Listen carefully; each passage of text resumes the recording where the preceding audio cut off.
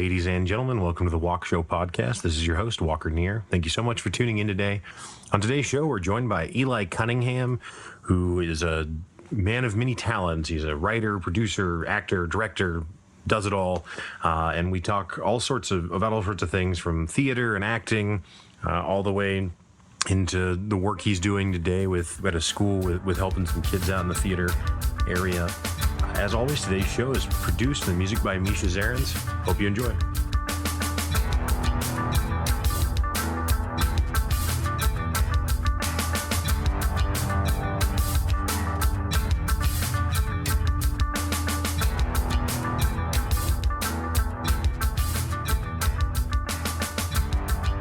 Welcome to the Walkshow podcast. Eli Cunningham, thank you so much for joining. What's going on, man? Yeah, thanks for having me. Yeah, for sure.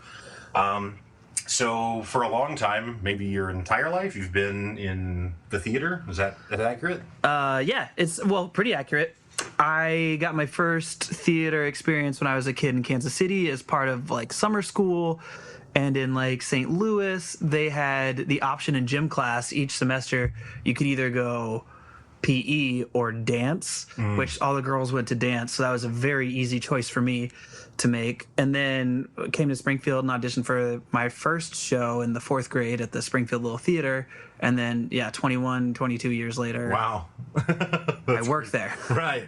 So you just said you worked there. So what are you doing there currently? It's crazy. So I'm the creative director at the Springfield Little Theater Education Department. Mm-hmm. And so that's a lot of different stuff all the time. But the education department, there's four full-time staff members, and then we're one of the largest in the nation. And we recently bought a school building where we have 300 kids coming through there each week. Wow. And taking over 80 classes, and then our outreach is super huge. We see 33,000 kids a year, and wow. There just really isn't any other programs that are operating at that capacity or at that quality nationwide. So it's really a rare and awesome opportunity. So do you, with the kids, are they acting exclusively, or do they also get opportunities to write and direct, or any the whole thing, or just certain pieces of it? Yes. Yeah. No, all of that. So I teach, I started our film program. It was an acting for the camera class, and I jumped in. I was like, oh, no. Create your whole story. Do the whole thing. Learn it all. And so now we're in our third year of that.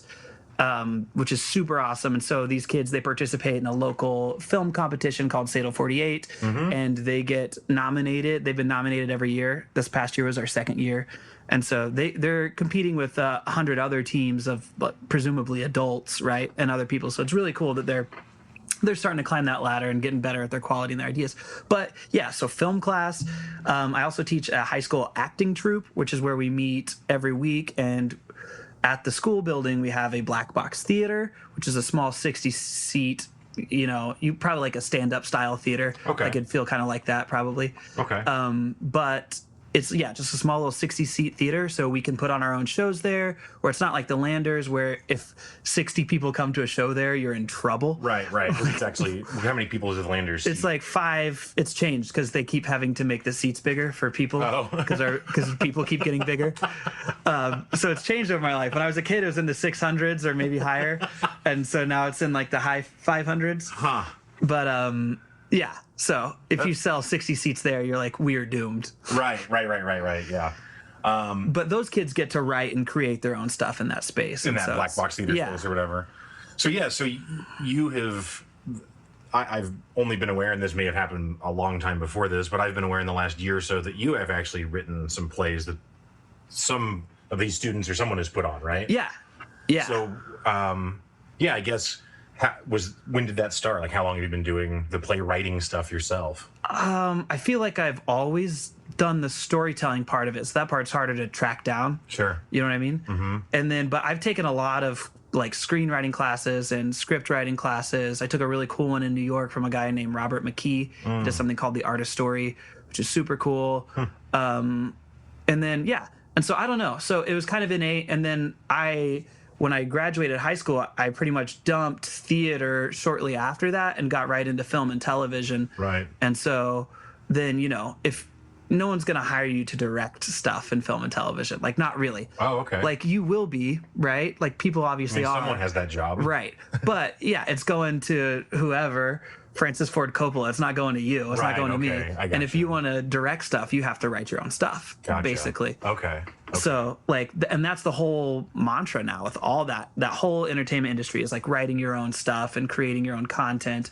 And it's like that guy that is on Saturday Night Live now. I can't remember his name. I shouldn't have brought him up. Is it like Beck Bennett? Maybe he had all the super funny like neighbor or roommate sketches on his YouTube channel. There's two guys, Kyle and Beck. It's Kyle. Okay. So he has a partner then that's also on SNL, and they're videos I've seen on YouTube from like a decade ago. Yeah. So that's how like people are getting found now. No one's getting discovered in line anymore. Right. Like, oh hey kid, you should be in pictures. That's not happening.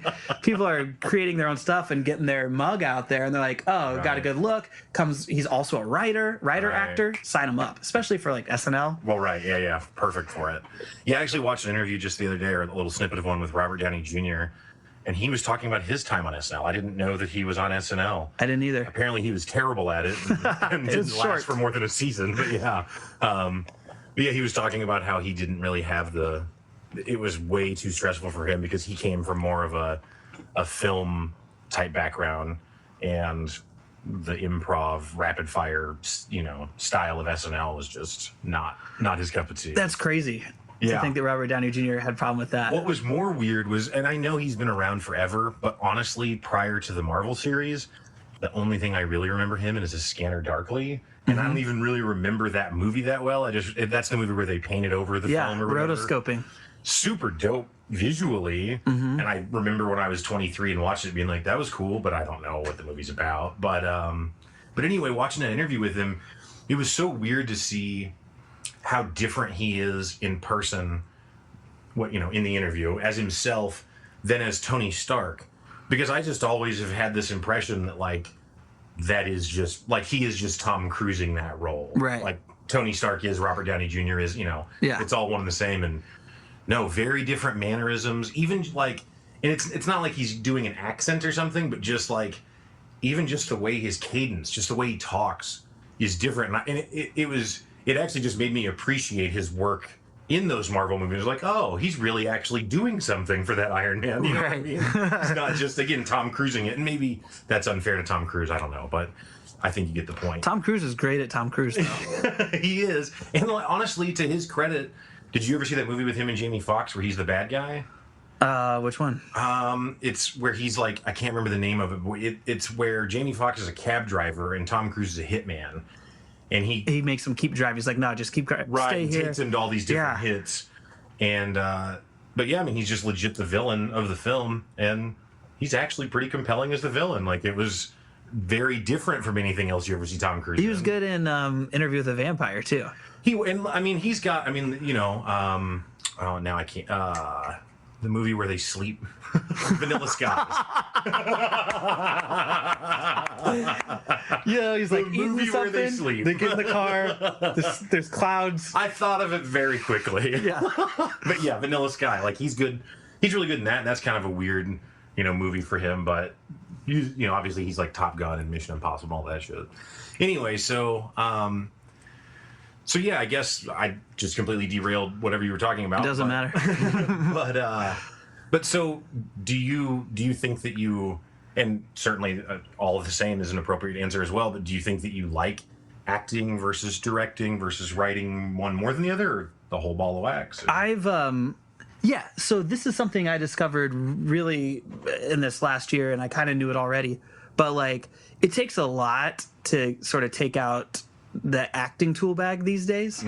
Like, it just takes a lot in the sense that, like, not to compare myself to Leo DiCaprio, but like, he was like, I'm only taking on one film a year now so that I can dedicate my whole year to that part so I can really do it the justice that it deserves. Right. And just like, I just super agree with that sentiment. Yeah. Because I recently did one, it was just a one act, and if you're into like theater or one acts at all, like, it's called The Zoo Story. It's by Edward Albee, who's like an OG playwright, just like super awesome dude. so that part though, it just takes so much out of you, and like to not, and it's a monologue basically. It's a guy comes up to another guy on a bench, and it's basically an hour of the guy just kind of goading this guy on the bench, and then kind of making fun of him, and like, I don't know, trying to pressure him out of his polite responses and get him to behave like an animal, right? And it's just that was such a terrible way to describe that, but it's like that's what's happening in that, and so it takes a lot emotionally and mentally, and like it just takes so much to have to put that up, to try to squeeze that in somewhere or try to do it back to back to back. For me, that's like sort of lost its that part of it's like lost the magic for me. Like I don't want to do it unless I can fully commit and knock it out of the park. Right. Otherwise, it's just... Because you've been in probably hundreds of productions. Yeah, I've done hundreds of shows. I mean, yeah. And then like improv shows, I've done thousands of improv shows. So that's what I was going to ask you too when we were talking about the SNL thing is, have you ever done improv? So obviously the answer is yes then. Yeah. Comedy improv or is... Yeah, comedy improv. Is it drama improv? Yeah, well, see... Kind of. I think when you're making stuff up as you go, like it's always funny, and it's like they always tell it's like truth and comedy, and like just believe in the reality of the scene. It's like you sort of Ben Stiller it, right? Where it's like things are just really ridiculous, but he takes it very seriously, and so it's just hilarious. And that makes it funny, right? Yeah. Yeah, I tried to do, obviously I did stand up a long time ago, and I mean, I guess the most recent I did was like 5 years ago, but... Your stand-up's good. Yeah, it's killer. No, it is. It's good. Your stand-up's good. Well, and so I tried to I signed up at it was right when the Skinny Improv changed to the Springfield Improv, and they offered beginners improv classes, and I was like, I'm going to go do that, because I've never done that before, and... I've never really done sketch writing or anything either, but I've thought about that, and as most people probably have, tossed around ideas with friends and stuff. And I was like, well, maybe that would be cool. So I went, and I was the only person in there that had no experience. Everyone else in the beginners class was either already at the improv, like doing weekly stuff, or there were a couple people who had no affiliation, but they were theater actors. So they were all just way more comfortable with that whole environment than I was. Yeah.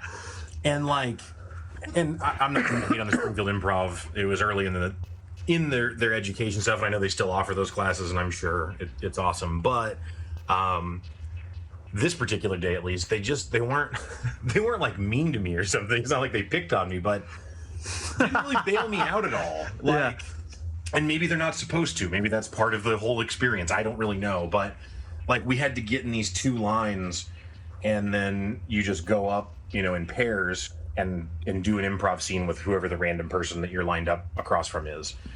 And, I have no idea. And so we walk out, and I'm like, hey. And the guy's like, well, you're soaking wet. And I just stared at him. And there was like 8 seconds of silence. And I go, I have no idea what to say. I don't know. I don't know what we're supposed to do here. And they were like, we'll always do yes and, which apparently is the mantra of improv. Yeah. Yes and is the only thing you think. Is just agree and then add. Agree and then add. Because then another time I disagreed with someone. I was like, that didn't happen. And they were like, don't do that. And I was like, oh. I'm so terrible at this. And then to conclude the hour-long class, they're like, which isn't that long, they're like, okay, now everyone get characters in your head, and then you're going to come out and act out your character, and then we're going to ask you questions about it. So make sure you think of everything. And again, all these other people, which I later found out is common, have characters that they've developed over time, and and I'm sure they try out new ones, but whatever. I've never done any of this. You know what I mean? Yeah. So I didn't know what to do. So I tried to do some frat guy impression that wasn't inspired at all. And then they're like, so where do you go to school? And I was like, blew it. Drury. I don't know. I just, Drury State. Yeah. Crap. Is this supposed to be fun? And I'd said, of course, to start there when they're like, so who has experience with what? And I was like, oh, I used to host a stand-up show, which then immediately makes me feel like I'm supposed to be innately funny or good at this. Yeah. Terrible experience. Didn't go back either. I was just like, one done. Yeah, I went that time and I was like, that's not for me. It's not for me. That was, dude, do you remember that time you bailed me out when I was doing stand-up? The one and only time? No. You were there.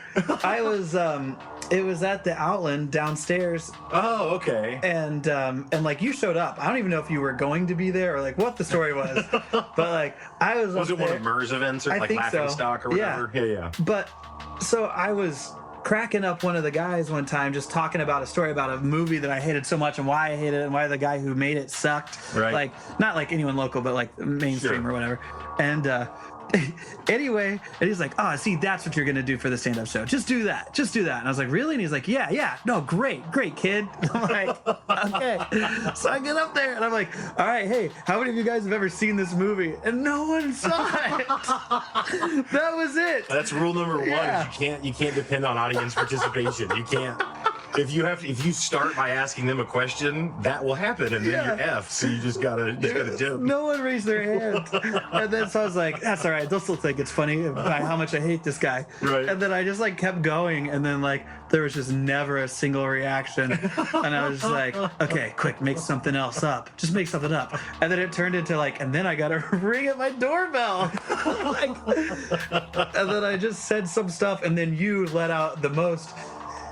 Like the biggest bellowing pity laugh from way in the back of the room, and I was like, "Thank you, everyone. Thank you." I'm the biggest asshole when it comes to open mics. That's the other problem with being a comic, is that it's supposed to be this brotherhood where you all like take notes and give each other feedback and like, hey, that was a really good story.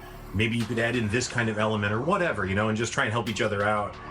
And I'm just an asshole, so I don't care what any of them think, and I'm not interested in their feedback. And I'm not compassionate for people dying. And I've died on stage infinite times, so it's not like I'm above it.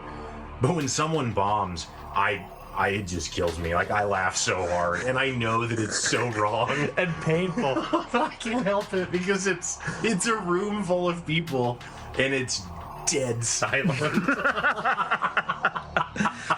Oh man, That's funny. Yeah. Open mic. I don't know, man. Open mic's all right, but it's cool if you can go at the front. But if you have to wait through 10 dudes or female, whatever, 10 people to do their bit, and then you go, it's hard because the audience is exhausted because they just being watched, polite. Yeah, because they just watch 10 people who generally at least just get up and say really crass things like, how can I combine genitalia and any curse word I can think of, and then punchline, and it's like, and it sucks because maybe I used that somewhere in my bit, but I actually tried to write a joke, you know what I mean? Right. The punchline wasn't just I said fuck, Like, well, and that's one of the things that's occurred to me a lot lately is like, because now I'm writing a lot these days, right? Yeah. I write a lot.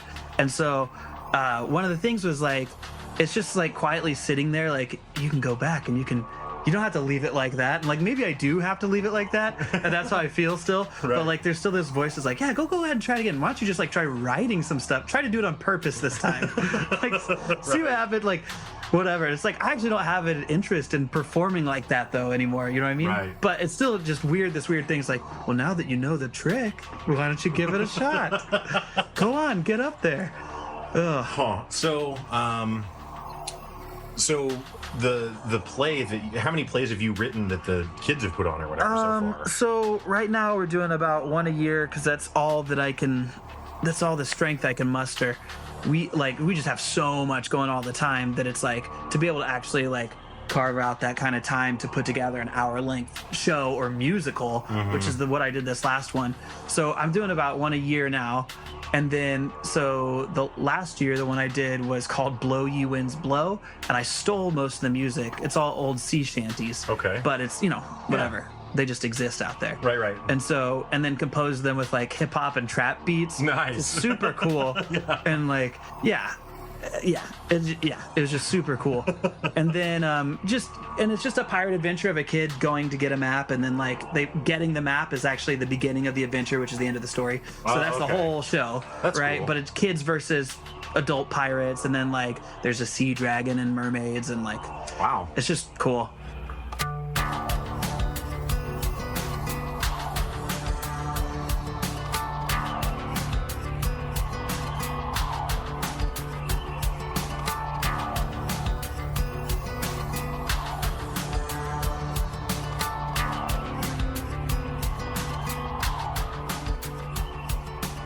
So do you, and like you said, you did theater as a kid, and then now obviously you're working in the theater, but in between that, you really focused more on like TV film stuff. I worked for a long time in like reality TV mostly, because that's where that's where like the door was to get in. Right. Well, and still is, I think, you hear people talking all the time, people trying to get famous or whatever. That's what they do, trying to go on reality TV. Oh, I know, it's disgusting. I just mean, it's a trend. No, reality TV is just garbage, but it's so cheap to make. Right. It's so cheap to make. Have to pay for talent. Yeah, I mean, you're still paying them, but you're not paying them like what talent is worth. That's what I mean. Yeah. That's what I mean, right?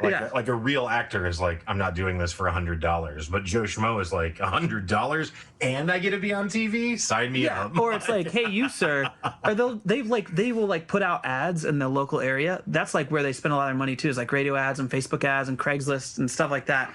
Like, do you have a weird tattoo with a cool story? Call us and you could blah blah blah blah. And then like that's what happens. That's horrible. And then they get on there and they just like really first they'll go get them coffee at the place down the street right around the corner, and they'll like get them all juiced up and like talk to them and love on them, be like, oh yeah, that is so cool and smart and you're pretty and charming and like, oh, how great you are, you're just the best. They're like, Walker, the way you touch your chin, that's gonna look so good on TV. Oh, nice. In front of a camera. Just wait till the cameras see you touch your chin like that. No, I just stopped doing it. You made me insecure. There's no cameras in here. And then they walk you down the street and then they like get on their little headset and they're like, okay, sending him in now. And then they just push them in there and they're live. They've already signed their whole life away over that coffee thing. And so like whatever happens from this point on, like now they got that footage. That's what they do. That's the whole premise. That's the entire thing. I remember when Survivor came out, because I was in like high school in that. And I guess really that's not fair. I guess Real World and Road Rules were like the first main huge reality TV kind of things. Yeah. But Survivor was on network television, right? Whereas those others were MTV shows that kids liked. But anyway, I remember watching it and being like, well, this sucks, but everything's a trend, everything's a fad, so give it 5 years and this will all be gone. Mm-hmm. Nope. Completely wrong. Instead that became everything. Like everything. It destroyed everything. Yeah. It destroyed everything. There's no History Channel. There's no Discovery. There's no Animal Planet. Animal Planet's all like canines and what's it called? I don't know, but it's probably a reality show about a veterinarian or some shit. Or History Channel is just American Pickers now. And Duck Dynasty. Or that's AMC. Who knows? Whatever. Yeah. They're all the same. Dude, I've worked for so many of those. No one actually works, like maybe the Duck Dynasty guys work for the affiliate channel, but most of these are production agencies. Like you and I start one up, companies, and you and I start one up right now, and we just start filming pilots and shooting these pitches to them, and eventually they're going to be interested in some, or say like, hey, I like your stuff, maybe see we're looking for stuff in this area or whatever. And then once you're on the end, then you can keep doing the soft pitches, and it's so inexpensive to get into. They invest into a lot of them, right, which is why there's so much, right. And so like you end up working for a lot of these like fly by night agencies and stuff like that, and for stuff that will do a season, or like, I did like Larry the Cable Guy just while he was like in the area. He had a show called Only in America or something like that, and like it was just like, and it's just all that kind of stuff, and then you just jump from one to the other and you just keep doing it, and then I don't know, you meet a lot of cool people and a lot of really terrible people. Yeah, I know a guy that I think you might mutually know. I won't say his name on the pod, but I'll share with you after. But he works on The Real Housewives of Dallas and has for like 6 years. And I was like, really? And it's actually a buddy of Misha's. And Misha was like, yeah, but I mean, he said he's got to travel the world and see super cool stuff. And he's like, I think he's like the director of photography. Yeah. I don't know the terms. The or camera whatever, guy. Yeah.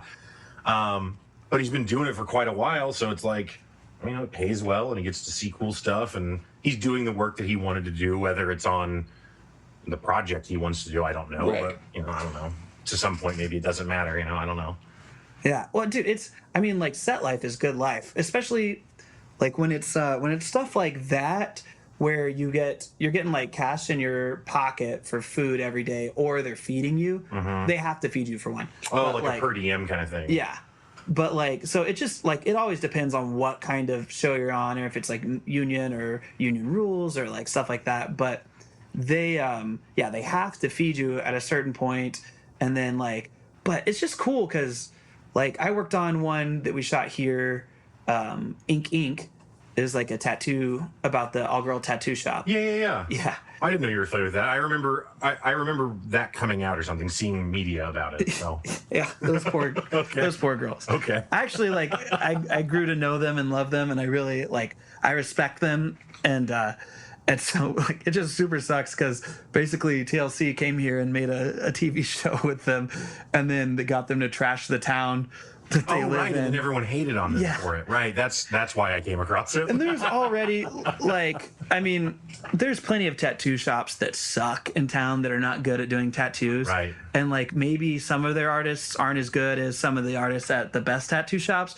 but they're certainly not the worst tattoo shop. They're actually trying to be professional. And they had and they were already kind of catching some gruff, and I think some of it was related to being like, there's no guy in team here at this tattoo shop. Got ya.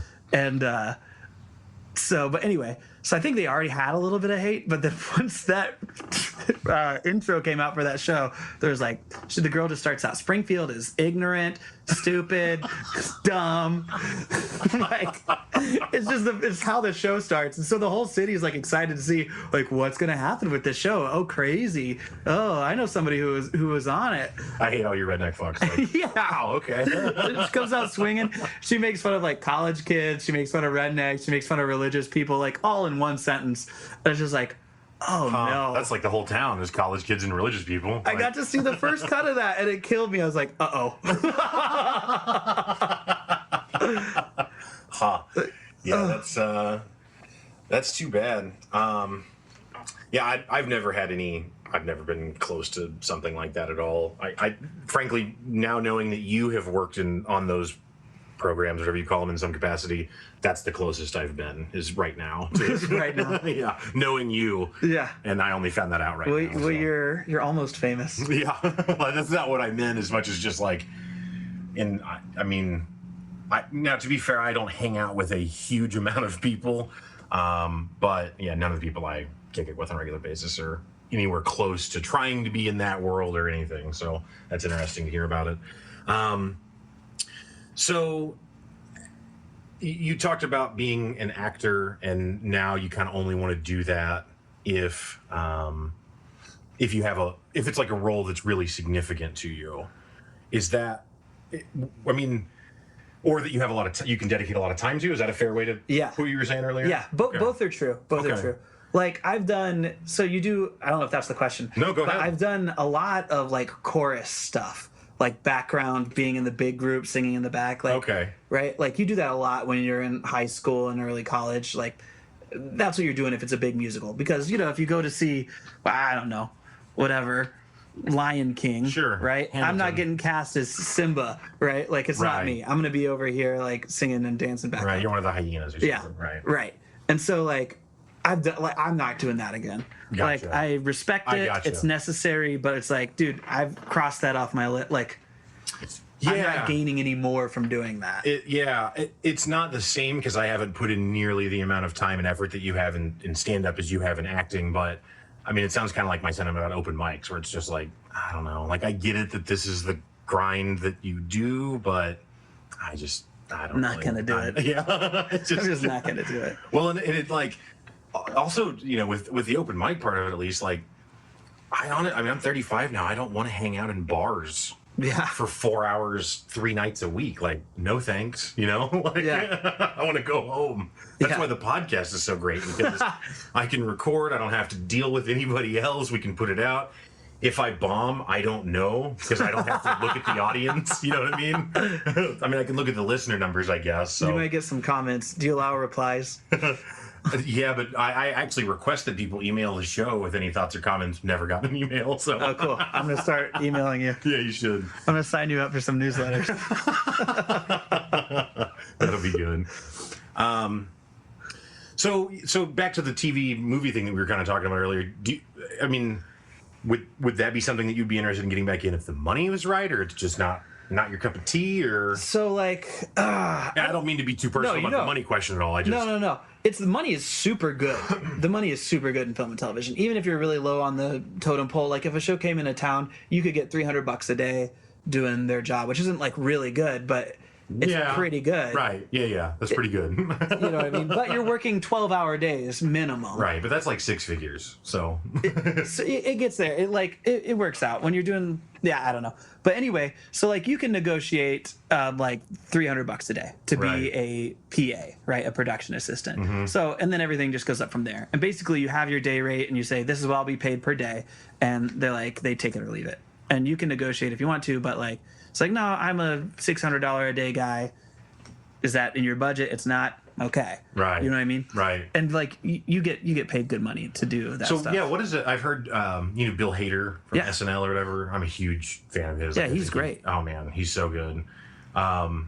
Yeah, he's great. I actually haven't really. I've seen just the other day. I saw a couple clips of his new show, Barry. Super good. I have to imagine it is because everything else I've ever seen him in, I love. So it's just fun. I love it's a real fish out of water thing. Do you know the premise of that show? He's like an assassin going to like a hitman going to acting class, right? Yeah, that is oddly relevant to this conversation. He like chases a mark. I think I can't remember how it sets it up, but I think he chases a mark into an acting class, and then just sits in there all wide-eyed like, I'm gonna be a star, you know, like, like he somehow is like the teacher's like, no, you suck. You standing over there. You come be in this scene. Right. Act with this person or whatever, right. And that's how it starts. Yeah, I think he's genius level. He's up there with me. He's one of the all-time SNL all-stars, if you will. Yeah, and he was a writer for tons of stuff too, right? I know he's a writer for South Park, which is like.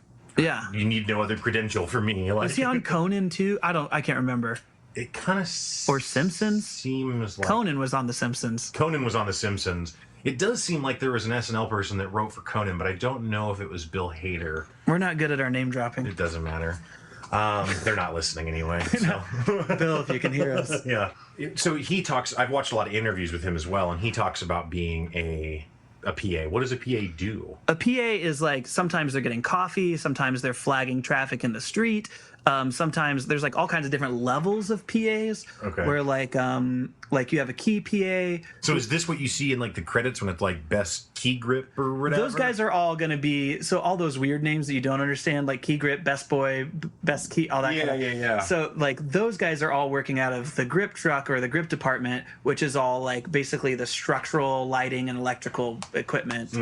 So they're very close to.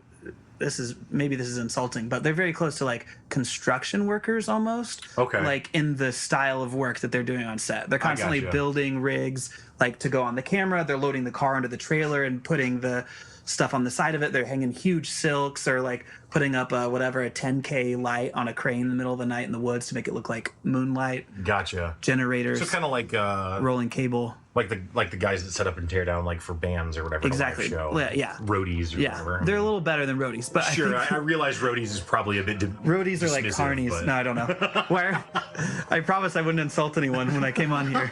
Well, the difference just being, I think that, it's a bad comparison on my part because one is a live show that's getting torn down and taken somewhere else, whereas on the movie set, certainly they move around or whatever, but they're not going town to town performing a thing in that same way. So. Yeah, they're not. Yeah, no, but that's very equivalent though. Yeah. But those guys, so that's what those guys are doing. But PAs, man, they are.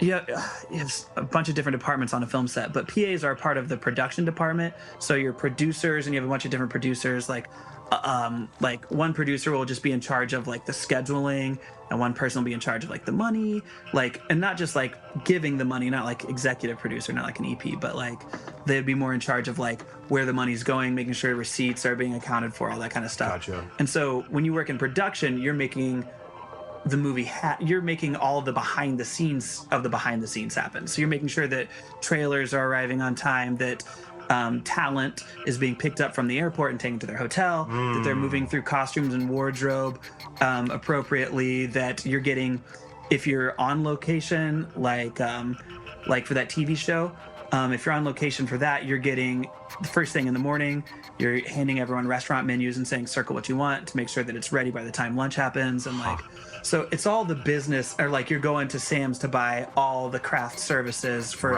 that TV show. Administrative more so tasks. Yes. Kind of just picking up loose ends maybe is, again, not fair, but kind of whatever needs to be done that didn't clearly fall to Right. another defined role. Right. Kind of where the PA comes in. And the thing is, like, dude, almost everything that every project I worked on that I jumped in as a PA, I got promoted within the project and like moved up. Oh, wow. Just because I didn't suck. Right. You know, like, Right. as I always tell my kids, is like, dude, all you have to do on a film set is like listen, Right. write it down, stay out of the way, and don't suck. Right. Like, if you do those things, people are like, hey, you're worth a damn. Yeah, right. Here's a shot, kid. It's amazing actually how far a person can get by just not being an asshole. Like, Yeah. And I don't mean not being mean, but what you're talking about, like, just do what you said you were gonna do. Pick and up like, your trash. yeah, just execute the task and like don't be a douchebag about it. And Don't ask me which broom to sweep the floor. Like, that's a super waste of everyone's time. You have no idea how many PAs come in and is like, yeah, well, I went to the closet, but there were 3 brooms in there. And it's like, dude, I don't have a favorite. Like, just grab one, man. just need the floor swept. So, well, so, you know, when you started then kind of doing, and I when you started doing the TV and film stuff is what I was thinking of a decade ago or more. That's probably true. I remember coming over to your house and you had like a building out in back with a green screen hung up, and you did the Sato Film Festival, which is that 48-hour competition you were talking about at the beginning of the show. So at that time, YouTube was not what it is today. YouTube was mostly user-made content. Videos were 10 minutes. There was no HD content, so everything looked like hell. And now YouTube is like, I mean, insane. I watch CNN clips and everything. I mean, all the Bill Hader interviews I watch are on that, right?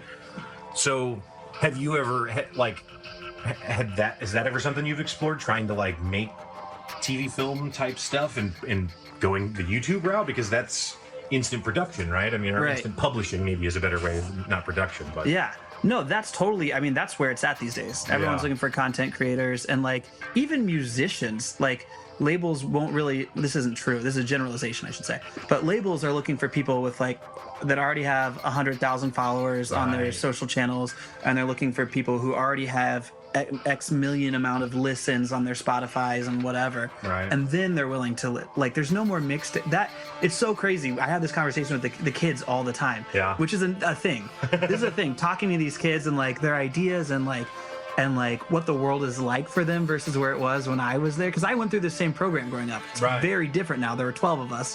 There's over 200 of them now, right? And they're going through this program, and then like so it's just crazy, like.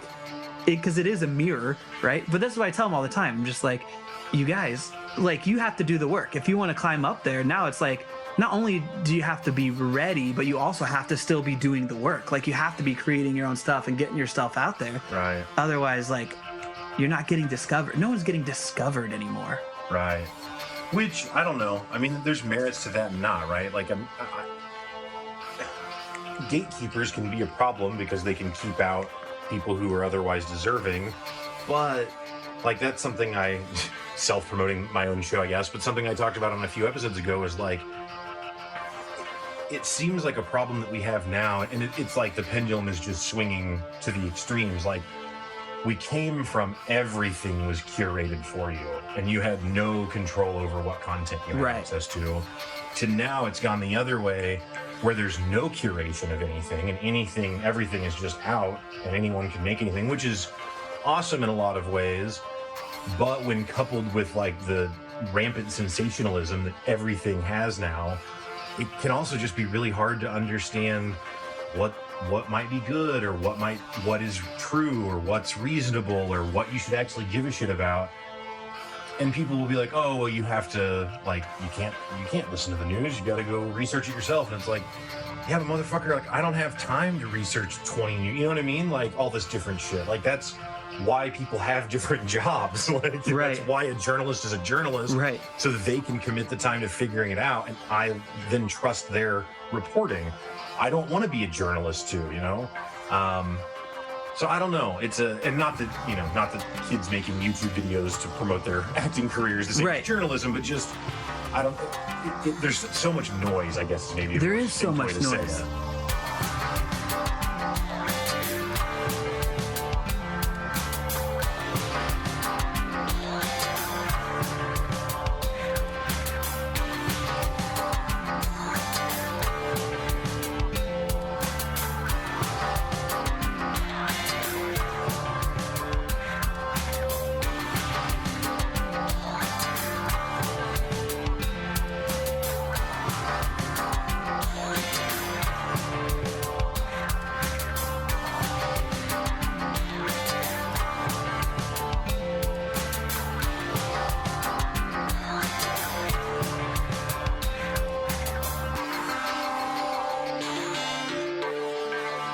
I feel like we ruined the internet right before it got good. Right?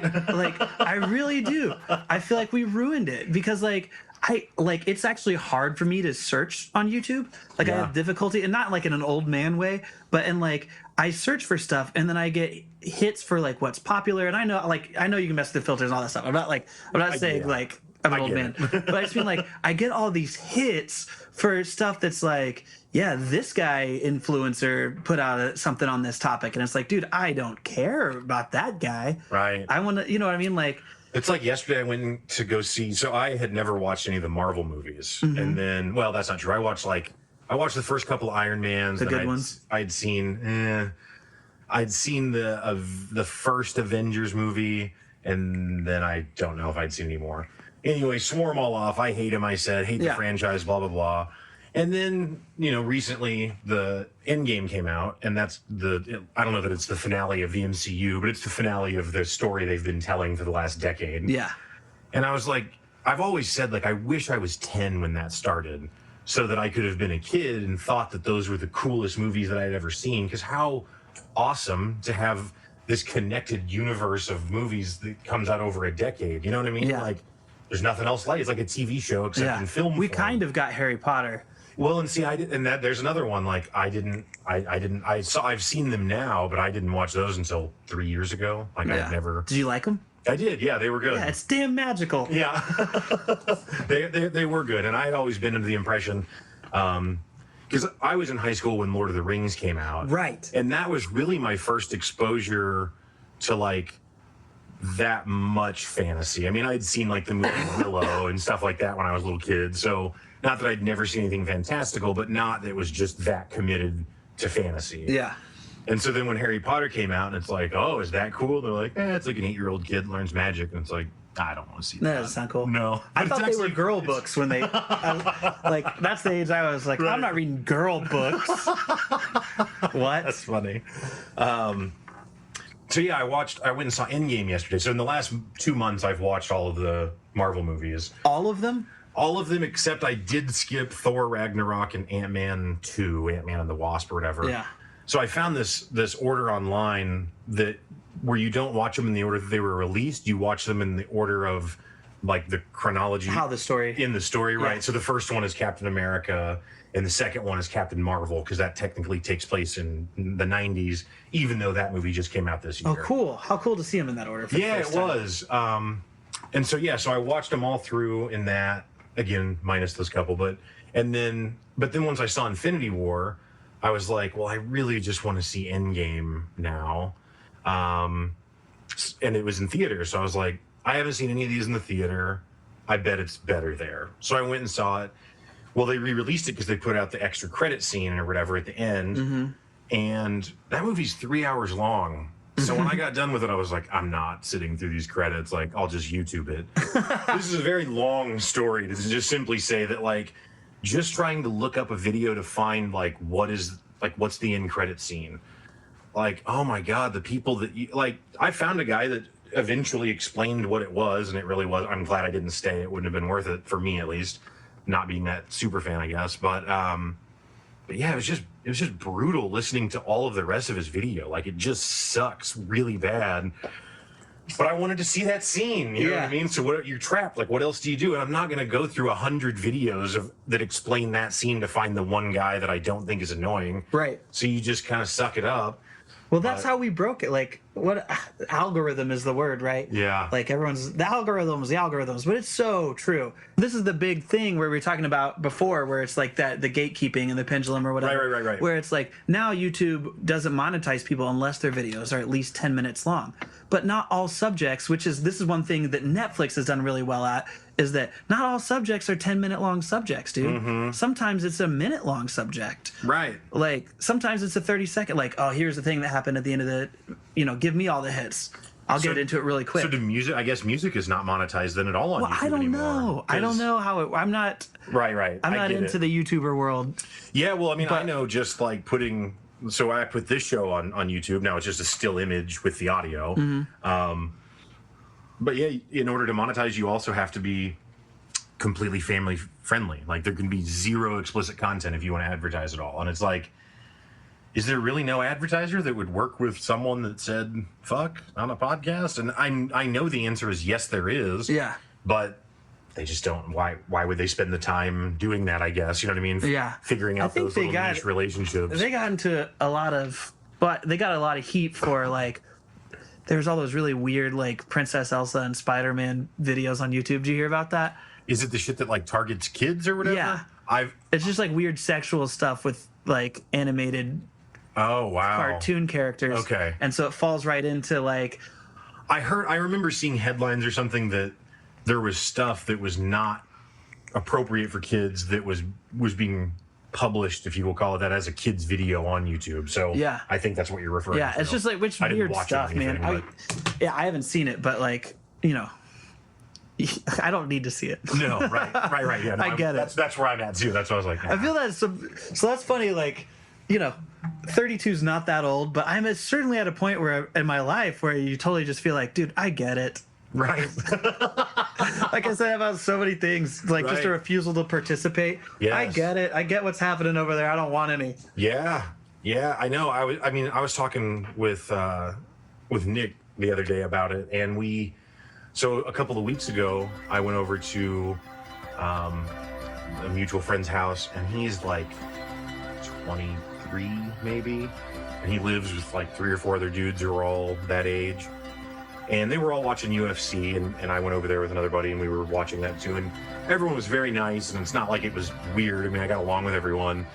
But it was one of the first times where I felt just genuinely too old for the crowd. Yeah. Like, the room of people. And again, like, I mean, I made jokes with them, and we bantered. And again, it wasn't uncomfortable, but it was just like, and I don't know how to explain it that well. Like, because it wasn't certain phrases they used. It's not like they said, I was going to just, like, I was going to try and use a hit phrase, which I'll still do since I started.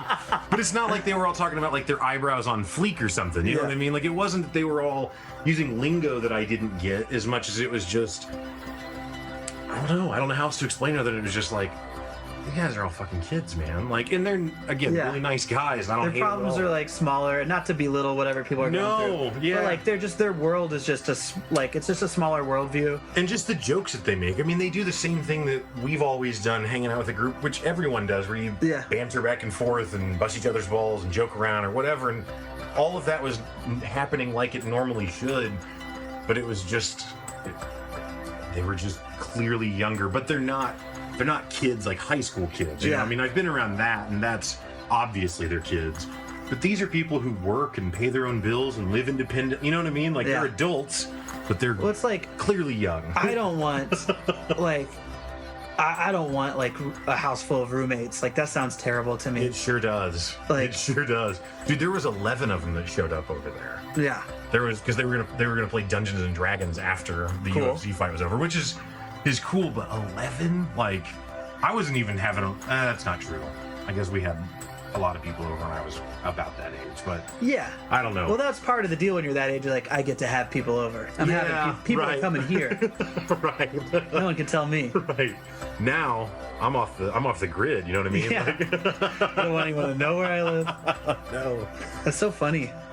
Yeah, I don't know. It was, like I said, it was a nice time, and you know, I'm not mad at the dudes or anything at all, but I'm not going to be over there all the time to watch. They were like, anytime there's a UFC fight, you can come kick it. Like, you want to go floating with us? I'm like, no. And you don't want me to, because I wouldn't be fun about it, because I would just be like, oh, that seems dangerous. Yeah, or like, don't talk to me about that anymore. Yeah. And like, that's what I think about. I'm like, I know. Dude, funny about like on fleek is I find some of that language so stupid. Yeet, I actually appreciate. I don't know what that one means. I don't understand that one. Yeet is just throwing something. You can yeet something like, I'm just gonna yeet this across the room or whatever. But like, so can you yeet a comment? Is it used like that? Oh, I don't know. I just tried to make it too complex. I don't know. It's as versatile as I guess you need it to be, but like, I'm gonna like write a poem and be like, I'm just yeeting this, and then see if that works. See if yeet this at you. Yeah, if it speaks to the youth. But it's also like, you know, it's also just like cool, or you know, like you just be like yeet. Like it's all over the place. But what's really funny is, so I actually appreciate that one, because like sometimes you see like you remember that old YouTube video of like the guys like break dancing in the crowd of people and a baby comes walking through and he like kicks the baby and the baby flies off screen. No, but that baby is definitely heated, right? Like, okay, wow. Like you see that and you're like, okay, I can appreciate this word. Yeet. Yeah. Right? Poor kid. But I go and do this to the kids like before we're doing a like if I'm directing or assistant directing a show, and like you go down before the curtain comes up and you're just like getting them all energized and just messing with them and that kind of stuff. You're just like pumping them up. And so I would just go down and use those words all as incorrectly as I could. But like here's the big tell is like they were annoyed by it, which was like, the dad jokes bonus. But they didn't understand that I was making fun of them. Right. Like they thought I was just out of touch. You know what I mean? Right, like you just don't get it. Yeah. And it's like, no, I do get it, and it's not that cool. In 6 months, you're gonna hate saying fleek. Right. Like, I kept hitting them with like, oh, you guys, that's lit fam on fleek. Like, they hated it so much, and it brought me so much joy. Yeah. But they thought I was serious. That's why I stay on Instagram, so I can stay connected to the youth of America, because there's a lot of that on there. Instagram's one of my favorites. Actually, Instagram is just my favorite social media, because it's actually really hard for people to argue, because the comments get buried immediately. Yeah.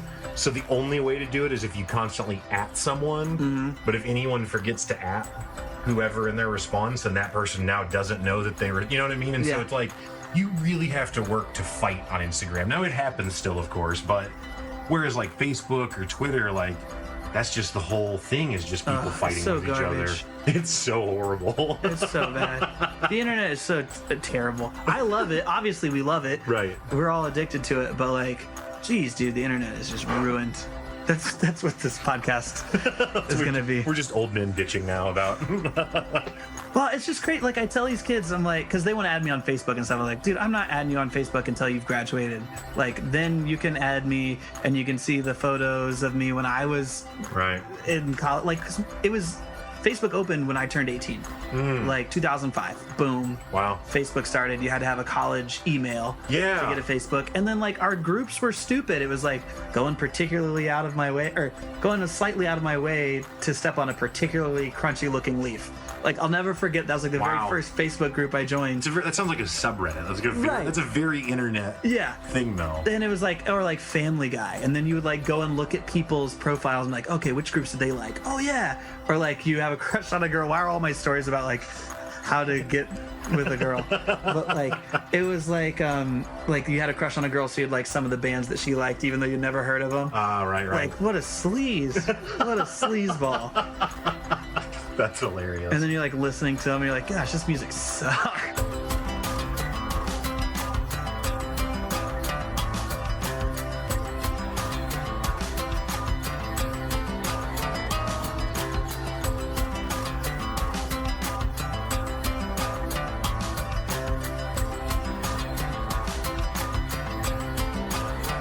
The kids are awesome. And not only are they awesome kids, but they're awesome because they're kids. Mm-hmm. Like, does that make sense? Mm-hmm. Like, so you like them as individuals, but the fact that they're kids also adds an element to them that's unique. And then we're in a very unique space where, like, we don't have, like, it's not a school, right? Like, any type of violence is an immediate dismissal. Like, do you deal with that ever? Rarely. Very rarely. Very, very, very, very rarely. And a lot of times too, these kids that come in bouncing off the walls like that are just like super undisciplined or something like that. They, these are the kids that are graduating and going to Juilliard. We haven't sent anyone to Juilliard yet, but like they're going to top theater schools in the nation or film programs or like it really, the program will really turn them around, or focus them would be a better way to put it. And so like it's really, that part of the process is super rewarding. And it's also just amazing because it's like, because I've been that guy when I was a kid where it's just like I decided the teacher was full of it and I was just not going to listen. Right. I just wasn't going to have it. I'm like, well, it turns out I figured out that you're faking, so I don't have to listen. Right. You know what I mean? Yeah. And so like I made their lives hell, and like they made my life hell, and like it sucked because you just couldn't take them seriously. But like so our space is so unique in that like we can really find the way for you to harness and focus that creative energy. And then also that it's like it's a safe space for that kind of stuff. Like if you're like, hey, I want to try costuming, but you're a boy, like that doesn't happen. Right. Like it's like, oh cool, let's make some super kick-ass costumes. Right. Like what are we doing? You know what I mean? They're very good and very kind at looking out for one another and protecting the idea that art and expression and ideas and thoughts and emotions are sacred things. Yeah. Where like to be honored and respected and to build people up, like, oh, you're not getting that dance step, come over here, let me show you how it works. Right. And like it's all like it's a community theater, right? We're a community. And so like, yeah, there's people from all kinds of different backgrounds, but like, when we're in those doors, there's a goal. We're a team. You know what I mean? When we're in that classroom setting, our goal is to get this film made in this time, or our goal is to get this monologue ready for your college audition, or it's like to direct you in this ridiculous hip-hop pirate musical, right? And like, just like, yeah, you've never done like any sort of hip-hop dance before, but we're going to do it now. Yeah. You know what I mean? Or like, I don't know. Yeah. But it's like, so negativity isn't really allowed. Yeah. Does that make sense? It does. And I mean, my experience is very small in scope and limited compared to what you're talking about with the whole school. But in March, I went to Orlando to go to this podcast conference, and I only started the podcast in January. I think I had 5 episodes or something when I went, and there's people there that are literally millionaires from their podcasts. I mean, they're very successful, done it for a long time. Although it was funny because they're like, we've got all the famous podcasters, and then listed them, never heard of a single one. I don't know who these people are, which was kind of nice actually, because when I met them, there was zero starstruck. I mean, I was just another guy because I don't know who you are. You know what I mean? Yeah. Whereas if like Joe Rogan would have been there or something, it would have been like, oh my God, it's Joe Rogan. Okay, like keep it together. We're cool. What do I say? No big deal. No big deal. What do I say? Hey Joe. I gotta say the perfect thing to Joe Rogan. Right. But I didn't know who any of them were, so there was none of that. But anyway, the reason that there's a commonality between what you were sharing is just that there was like, despite. I mean, I met a dude who has been a producer for HBO Sports, and like used to work on Real Sports with Bryant Gumbel, and has worked with like ESPN 30 for 30 stuff, and now is a producer with Kevin Durant, who's an NBA player, but he's got a whole show that he does. It's like a roundtable discussion thing. And that guy's producing that now, and like he's like the closest thing to a celebrity that I've ever met. You know what I mean? Because he's like celebrity adjacent. But even that guy, like everyone was so cool the entire time. And the phrase you said at the end that like negativity just wasn't really allowed, like that was just kind of how it was. And I mean, I never even heard anyone try and go negative, so I never saw that get dealt with, but no one was condescending, no one was rude, no one was anything negative. Everyone was just super cool. Now, it wasn't like a hippie love fest or something necessarily, but yeah, you could just sit and talk to anyone, and anyone would, rap with you for a second. Or they had a studio set up and people are just diving in there and recording podcasts just on the fly. And like, I don't know, it's just a really cool environment. And I get that it's especially that it's a conference, it's a weekend, it's one time, it's a very niche group of people, niche. What'd you call me? But it's those kinds of things that make me think like maybe we're not about to like blow up the world, because as much as it seems like everyone's just filled with hate and rage all the time, you can have these other experiences where it's like, oh, everyone is cool actually. And again, not even in some blown out weird like Woodstock kind of way, but just in a very genuine normal way. Like we can all get along just fine, and you know what I mean? And again, I get that we're not dealing with our real lives in those moments, but I don't know. Yeah. No, I know. I mean, dude, every single, like, that's when like I super failed. I was that guy bouncing off the walls in the corporate environment. Every corporate job I've ever worked, I'm terrible. I'm not doing the thing I tell my kids to do. Right. I'm not doing like so my four tenets of like when you're in acting or you're attacking a craft or like whatever is just focus, listen, trust, and commit. You do those four things, you will excel. Do those four things. That's it. That's simple, right? Like play baseball, pitch strikes, hit home runs. That's simple, right? You'll win. But like they no, but like in a corporate environment, dude, I'm just terrible. I'm like all the bureaucracy just like murders me, like makes my blood boil, like the fluorescent lights kills me, the cubicles, like it just like immediately, and I'm a jerk. I become a jerk.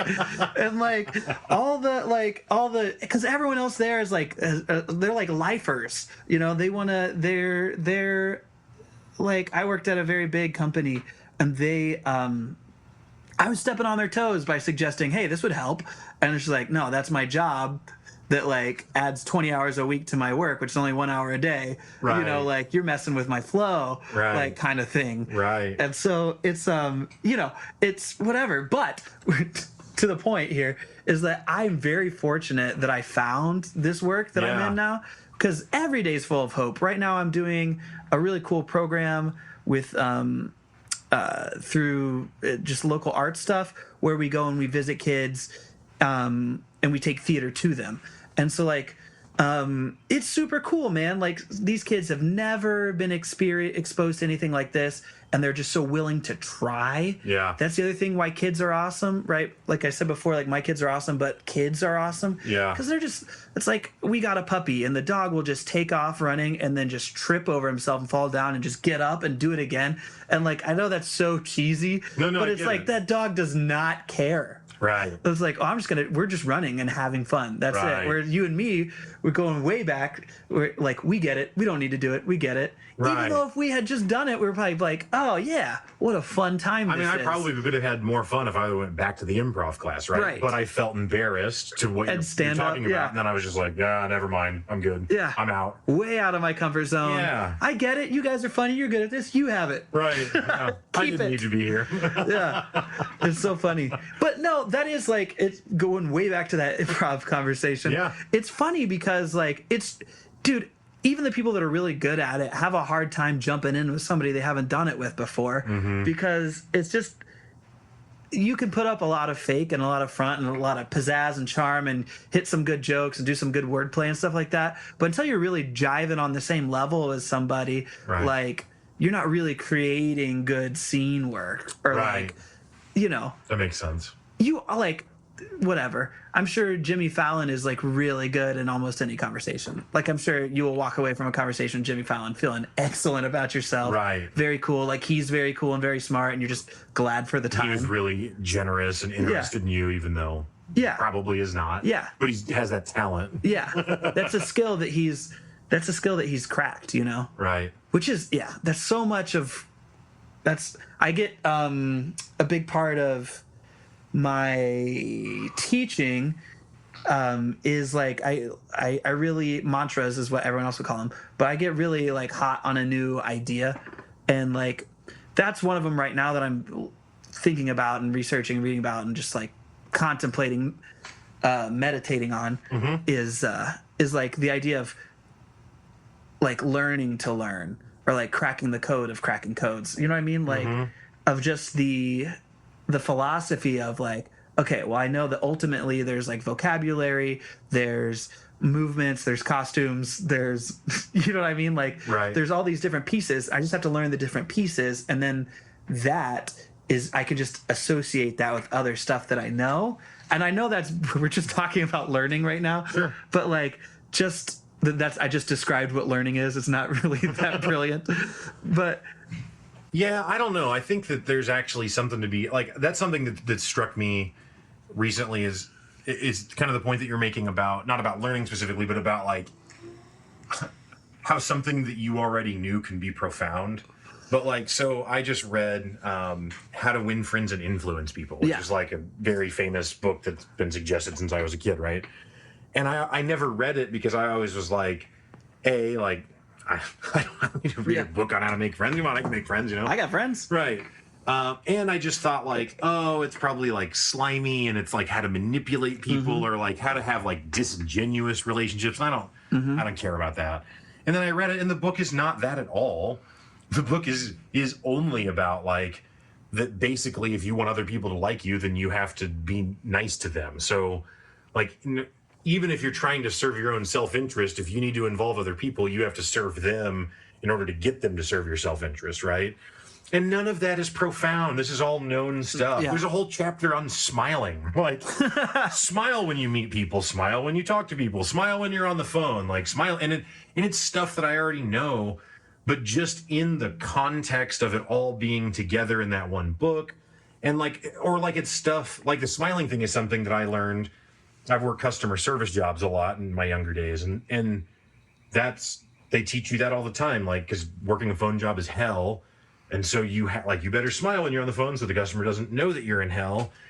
And so I knew that, but I only applied it in that narrow lane. Right. You know? And it's like, and like you read that book and the book's like, oh no, all of those things that you've learned and all these little different scenarios actually just apply across the board in all of life. Right. And it was interesting because it again, just to the point you were talking about where it's like, nothing I've just described is something new to you, but I would strongly recommend that anyone read that book because it did have significance. But 5 years ago, if I would have read it, 10 years ago, I don't know what the number is, but I would have been like, yeah, I know to smile, whatever, fuck off book. You know what I mean? Like, yeah. So it's crazy how things can come around and be profound kind of all over again, or maybe for the first time, I guess. I don't know. Even though you knew it already, though. Someone already told you. Right. You just weren't ready to listen, you know? Yeah. Anyway, that was just a long way of saying I'm with you on the learning thing. Like, I think that makes a lot of sense, and I think that trying to break that down that way, I don't know, sounds interesting to me. Yeah. Well, I mean, yeah, like, I don't know how to juggle. Right. But like this year, so we're in summer right now. We follow like the school schedule. So coming back in end of August, we'll start all of our regularly scheduled programming again, right? And so that's when all the kids audition for their troops, middle or elementary through high school. And so like the high school acting troupe is like, I just love it. I love actors. And like, this is one of the things too about learning to learn things is like you learn about the culture of so like you're learning about culture of podcasts right now, like what's rude, what's whatever, like I don't know, you know what I mean, but like I'm sure there's things where like that's kind of a faux pas, yeah, don't do that, right? And then good reasons why you should do it to make like, you know, if you're coming with a hot mixtape, like now I'm going to do this so people pay attention and they hear my new mixtape, right. I don't know, I'm with you, yeah. But anyway, but like the thing I love about actors so much, dude, is like it just requires thinking. Like, and it's not that singers or dancers or other people don't do that. Obviously they do. But like you have to think through the text a lot. And so it's like, not only why did that person say that? They're upset, sure. Okay, but like, why do they say it now? And why do they say it like that? Right. And then like, and you're just like, well, he said it like that to that guy, but when he said it to this girl, he said it differently. Was he hard to that guy because of this, or like, so you really start getting into that whole world of stuff. Yeah. So it's all about acquiring skills, right? Oh, okay. And so I really respect that about you, that you're going out and taking an improv class knowing nothing about it. I would never do that. Like, I'm brave in a lot of ways, but not in like that kind of way.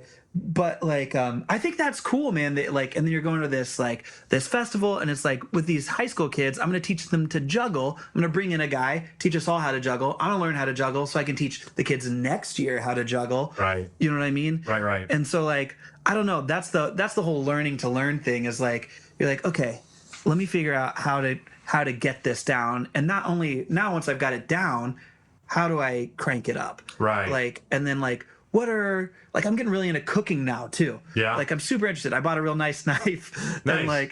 And and I'm watching like shows. Have you ever seen Binging with Babish? Yes. Nice. Yes. Anyway, sorry. Have you seen the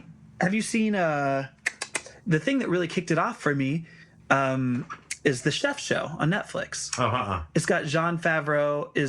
He made the movie called Chef or The Chef. Oh, okay. And he buys the food truck and travels so around.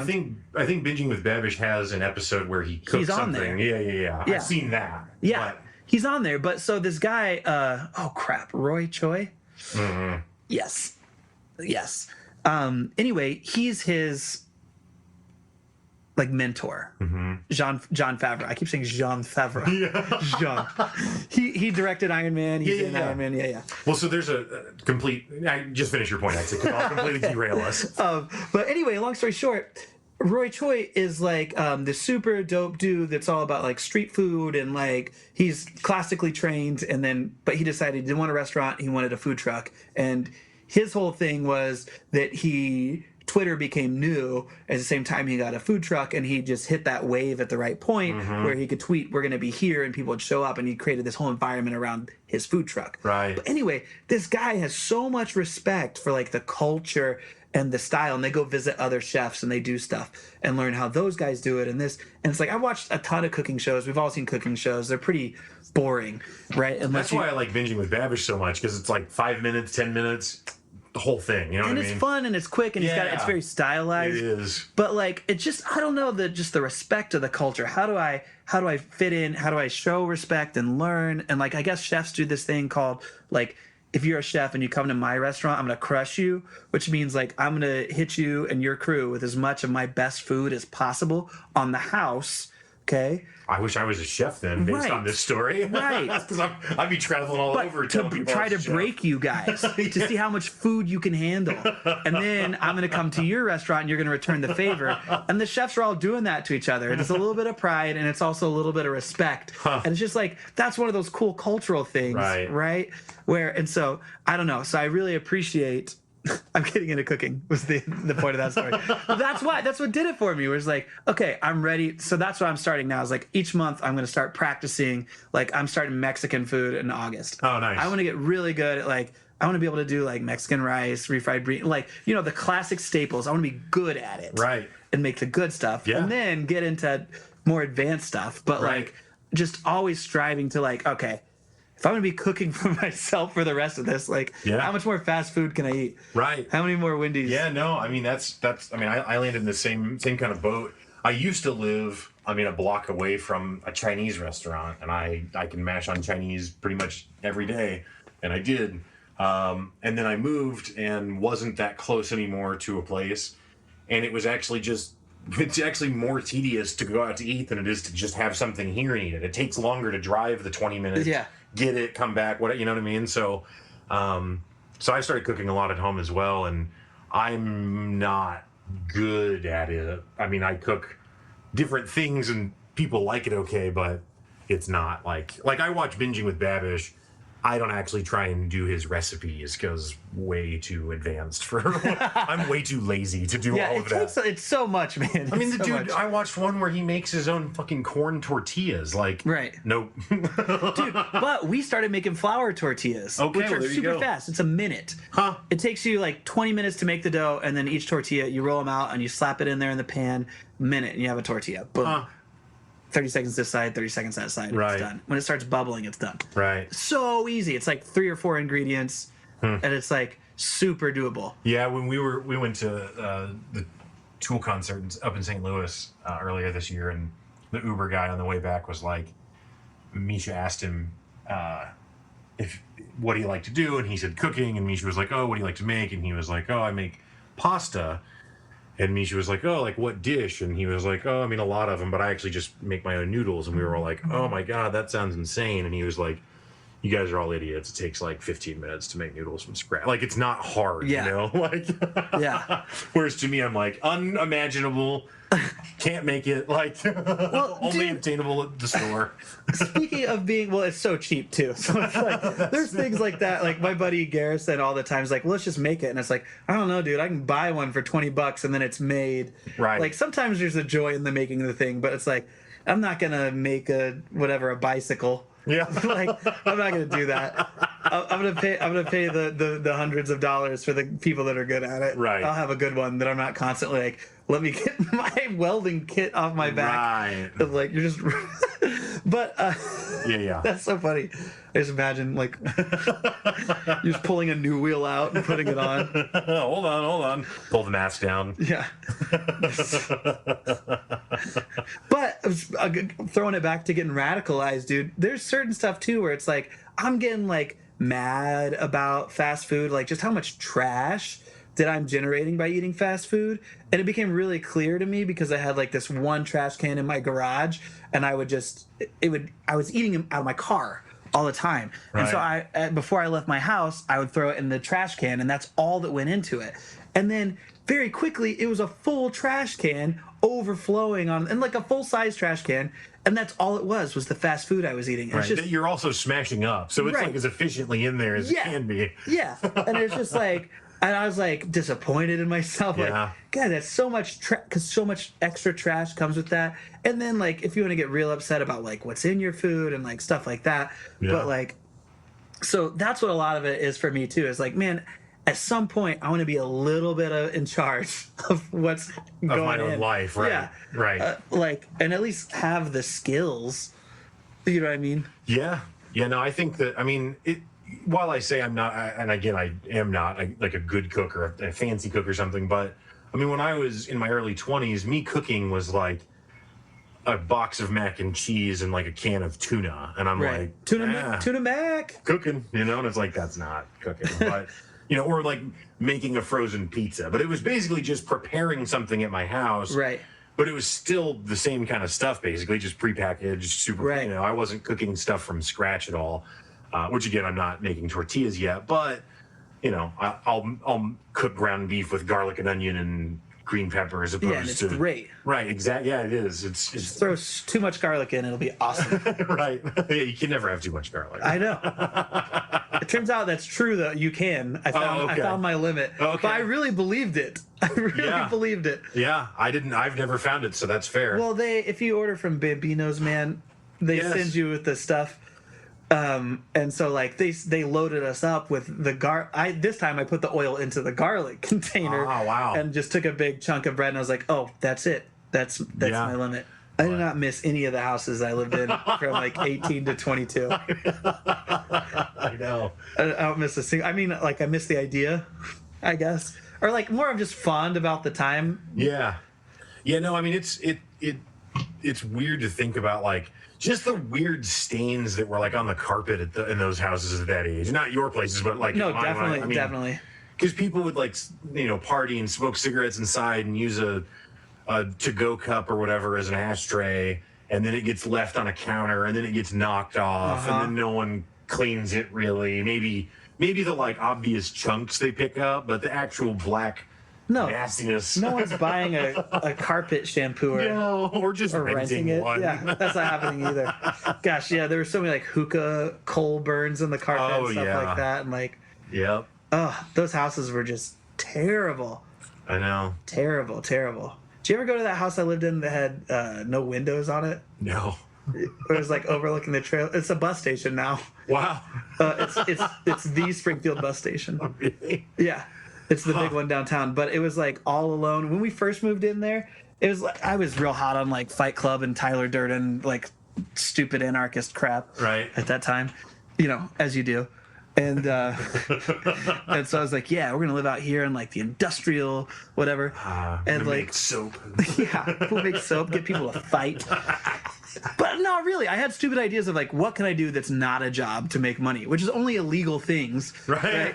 Well, that's not entirely true. I mean, it's pretty true. That's what entrepreneurs generally are doing that. Yeah. But I mean, it's like, and I didn't come up with any good illegal things. You were trying to start a business. But like, it turns out that is what I was trying to do. But like, I was like, yeah, but how can I work without having an employer? Right. Start a company. But no, dude, it was what a crazy place. Like, just crazy. We had a homeless guy that mowed our lawn with a weed eater. Like, we lived in like 3-acre lot that was all owned by Johnny Morris, and then our house was behind a bunch of businesses. We were just like in the middle of a bunch of businesses, by a viaduct, next to the train tracks, Brown Derby in the backyard. weird 2-car mechanic in the front yard, Right. homeless guys sleeping in the lawn constantly, or like in the driveway. Like, oh, there's no going to because we had to drive through all those other lots to get to our house. So if there's just a homeless man passed out in the driveway, you honk your horn a couple times, doesn't move, you're not parking at your house that night. And so, like, but yeah, we had a homeless guy who we called Willie Nelson. He had 2 awesome, like, white long braids, and always wore a bandana. And he would weed eat our lawn for beer and cigarettes. And so that was a sweet deal for us because we had those things in abundance. And one time, I guess he did it, and no one was there to pay him. And then we were also like somehow it just fell out that we couldn't pay him in his beer and cigarettes that time. And like, it wasn't like a negotiated time. He would just show up and do it and be like, yeah, sure, here you go, or whatever. Right. But we were on hard times at that point in time. Yeah. And so he like hunted us down, and we would like hide in the house and just like be quiet until he went away. And like the worst part about that, not the worst part, but the worst part about it for us was that he was like, it's me, George. We learned his real name.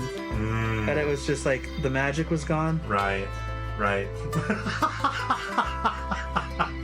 Exploiting homeless people for lawn care. Well, it was his idea. And it wasn't exploiting. You were paying him the wage, if you will, that he wanted. So yeah, whatever. It was symbiotic because he would also like run other guys off too. He was we hung out with him a lot. He'd come up on the porch sometimes to just drink beers and smoke cigarettes. I don't know. It was an interesting era. No, I mean, I used to not lock our door because we had so many people coming over all the time, in and out, that it was, I don't want to get up and answer the door. So it was like, just if you're going to come over, fine, just walk in. Your house was the spot. Right. I lived in one of those places. Right. Fun. Could never do it again, though. Yeah. Like, would never go back to it. No. Like, now, even if, like, really close friends of mine showed up unannounced, I call them Mary Poppins and make comments. It's real passive-aggressive statements. Oh, yeah. Love passing. That's so funny. Well, it has been an absolute blast talking to you. This has been a ton of fun. Yeah. Thank you so much for stopping by. Did you have anything else that you wanted to talk about at all? Do you have anything coming up with the theater that you'd like to promote or anything at all? We always have things coming up. But, nah, man, it's cool. Thanks for sharing it. And thanks for, like, I don't know. You're just, like, I really mean that I think it's really cool that you're, like, seeking out skills that you want to, like, collect, and you're putting yourself out there, even if you only go to one class. I think that's awesome, because I think I'm too cool anymore to go do that. Yeah. So I think I'm going to stop being that cool. Right. I think you've inspired me. Well, that's very generous of you to say. Thank you. Well, that's it, folks. Thanks for listening. Have a good one.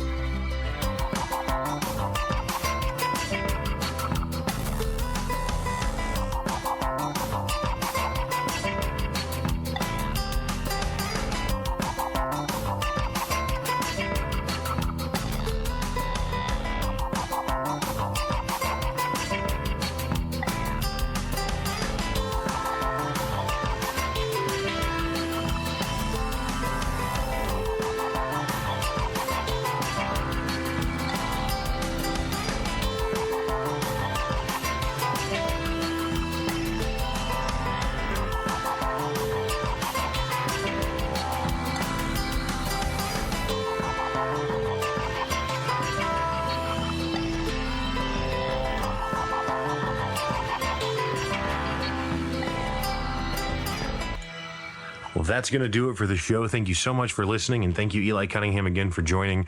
I had a real blast, and hopefully we can do that again sometime. As always, you can follow us at The Walkshow on Facebook, Twitter, Instagram. Look for The Walkshow. You can also email me, walker@thewalkshowpodcast.com. And as always, hope you have a great week. Thanks again for listening. Have a good one.